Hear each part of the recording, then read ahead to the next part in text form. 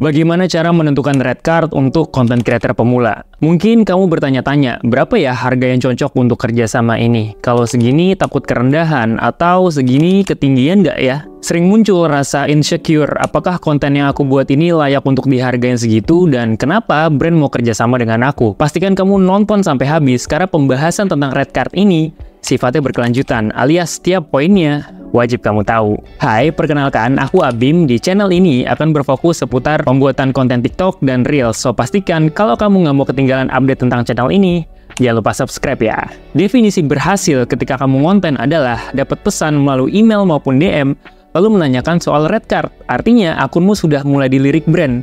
Dan itu bagus. Jadi simpelnya, ketika kamu datang ke sebuah restoran, pasti ngeliat buku menu dong untuk tahu makanannya apa aja dan harganya berapa. Nah, kalau ada brand yang mau kerjasama dengan kalian, red card bisa jadi acuan mereka untuk tahu jasa apa saja sih yang kamu tawarkan, serta harganya. Mungkin sebagai content creator pemula, kamu bingung dengan istilah-istilah SOW, lalu call, dan apapun itu. Pertama, kita akan bahas apa itu call. KOL atau Key Opinion Leader adalah seseorang yang punya skill, pengetahuan, maupun kemampuan di bidang tertentu yang pengaruhnya cukup besar. Singkatnya, KOL bisa juga disebut sebagai pakar, profesional, atau spesialis yang dipercaya banyak orang. Misal, Fernando Gunsan, seluruh kontennya ngebahas soal audio.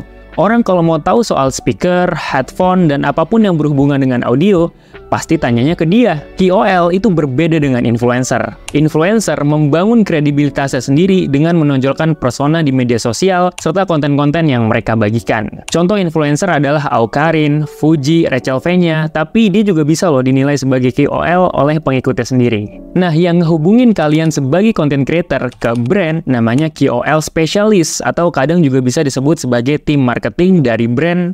Apa gitu contohnya? Lalu, apa itu scope of work? Simpelnya gini, dalam kerjasama ini, tugasnya ngapain aja sih? Bikin satu konten di Reels kah? Atau di TikTok? Atau sekedar upload satu foto? Tujuannya satu, supaya tidak ada miskomunikasi antara kalian dengan brand. Sepengalamanku sebagai content creator, ada dua jenis kerjasama. Yang pertama, barter value. Yang kedua, endorsement. Kita bahas yang pertama dulu. Barter value, di mana brand biasanya memiliki sebuah produk, lalu ditukarkan alias diberikan kepada kamu, dan kamu sebagai content creator memberikan imbalan berupa video promosi. Tergantung kesepakatannya. Sejauh ini, biasanya mereka hanya minta satu video untuk satu barang. Atau kasus lain soal TikTok Shop, banyak seller yang mau ngirim sampel gratis dengan harapan dibuatkan video jualannya. Kalau ada penjualan, afiliator, sebutan content creator yang menjualkan produk, untung seller pun juga untung. Yang perlu kamu ingat, barter value ini kebanyakan tidak mendapatkan uang dari pihak brand. Makanya, aku selektif menerima tawaran dalam bentuk ini, karena barang yang akan aku promosikan pastinya harus sesuai dengan niche konten aku, dan yang terpenting, aku suka dengan barangnya. Bentuk kerjasama yang kedua yaitu endorsement. Kali ini, kalian sebagai content creator pastinya dibayar untuk mempromosikan produk dari brand. Endorsement itu lebih terstruktur karena ada kontrak perjanjian kerjanya, reviewnya harus sesuai brief, dan masih banyak lagi. Ada 3 tipe atau model red card yang aku tahu. Yang pertama dalam bentuk gambar, kedua format PDF, yang ketiga format website. Kalau kamu konten creator pemula dan hanya fokus di satu sosmed, katakanlah di TikTok, red card dalam bentuk gambar cocok untuk kamu karena simple dan belum banyak informasi yang harus dimasukkan di sana. Tapi kalau kalian main di 2 sosmed dan ingin menampilkan juga konten yang kalian buat sebagai portofolio agar brand yakin dengan kualitas konten yang dibuat, maka red card dengan format PDF solusinya. Nah, kalau kamu mau lebih interaktif lagi, bisa cobain yang formatnya berbentuk website. Kalau dilihat isinya kurang lebih sama sih seperti yang bentuknya PDF. Keunggulannya lebih dinamis, mudah diakses, dan dapat diedit secara real time. Sementara yang berbentuk PDF harus di-download dulu nih. Pokoknya terserah kalian deh mau pilih yang formatnya apa. Untuk desain red card-nya sendiri, aku menyarankan untuk lihat di Canva, karena ada banyak variasi template yang bisa dipilih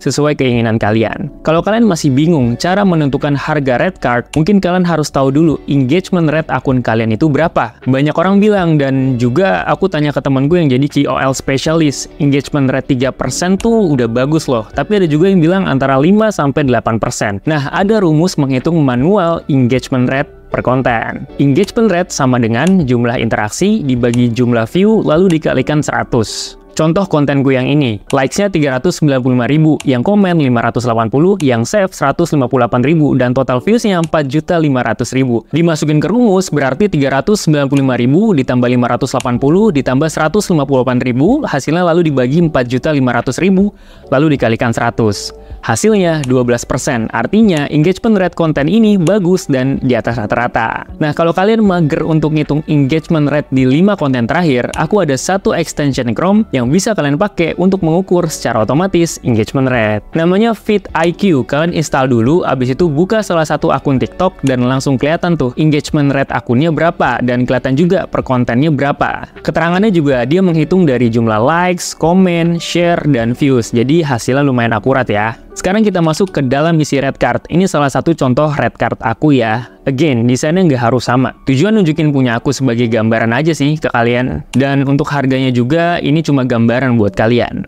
Oke, red card aku ini formatnya PDF dan aku update-nya per 3 bulan sekali. Di halaman pertama, kasih tahu siapa kalian. Mulai dari tambahin foto yang paling kece, and then jelasin kalian sebagai content creator apa. Beauty kah, atau home and living, gaming, traveler, atau apapun itu, dan gak usah panjang-panjang. Lalu di bagian bawah, aku masukin total followers di kedua sosmed karena aku main di keduanya. Tujuan nunjukin followers supaya brand yang mau kerjasama semakin yakin dengan kita. Lalu di slide kedua, aku masukin brand-brand yang sudah kerjasama dengan aku sebelumnya. Kalau kasusnya belum ada sama sekali, saran aku better nggak usah dimasukin slide ini. Atau kalau sebenarnya udah banyak brand yang kerjasama dengan kalian, masukin brand yang menurutmu bisa menjadi nilai jual untuk meyakinkan KOL spesialis memakai jasa kamu. Dan di bawahnya juga aku masukin detail kapan terakhir slide kedua ini diupdate. Tujuannya satu, siapa tahu 3 bulan mendatang ada banyak brand lagi nih yang sudah bekerja sama dengan kalian. Nah, di slide ketiga, masukin red card Instagram.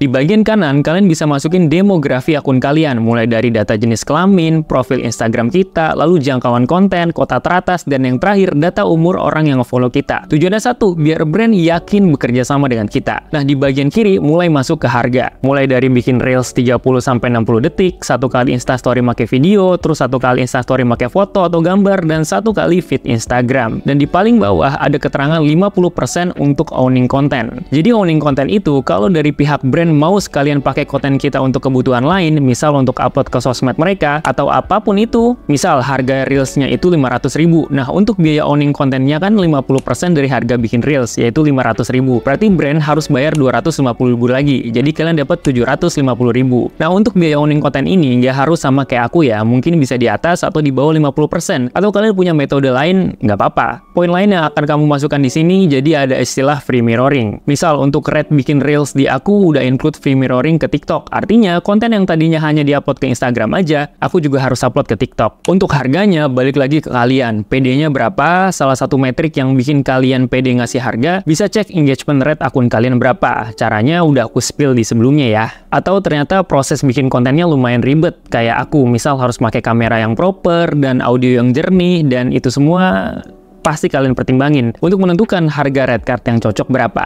Lanjut slide keempat, masih berhubungan dengan red Instagram. Ke bagian kiri, di sini aku masukin konten-konten yang sudah aku upload sebagai portofolio alias buat ngeyakinin calon klien kualitas kontennya seperti apa sih. Di sini aku juga masukin 4 konten terbaik dan sekaligus masukin linknya juga ya, biar bisa diklik dan dilihat. Lalu di bagian kanan ada term and condition atau TNC. Jadi tujuannya agar pihak brand atau KOL spesialis tahu syarat dan ketentuannya apa aja sih kalau mau kerja sama dengan kalian. Di poin pertama, aku jelasin gak bisa untuk konten fotografi atau skincare karena itu di luar dari kemampuan aku. Karena aku kasih konteks sedikit, dulu niche konten aku soal videografi dan ada satu brand bilangnya mau bikin konten soal videografi, tapi pada kenyataannya mereka minta konten tentang fotografi. Mau gak mau, aku harus bikin karena aku sudah tanda tangan kontrak dan setelah itu baru dijelasin briefnya seperti apa. Poin kedua, aku tulis maksimal revisi 1 kali dan no retake. Jadi untuk meminimalisir tag ulang kontennya sebelum record, aku pastikan skripnya udah rapi dan dikasih ke pihak brand. Kalau oke, baru masuk ke tahap syuting. Poin ketiga, ngasih tahu kalau mau kerjasama minimal 14 hari sebelum kontennya diupload. Karena kalau terlalu mepet, kalian sendiri yang ribet, belum cari idenya, bikin skrip,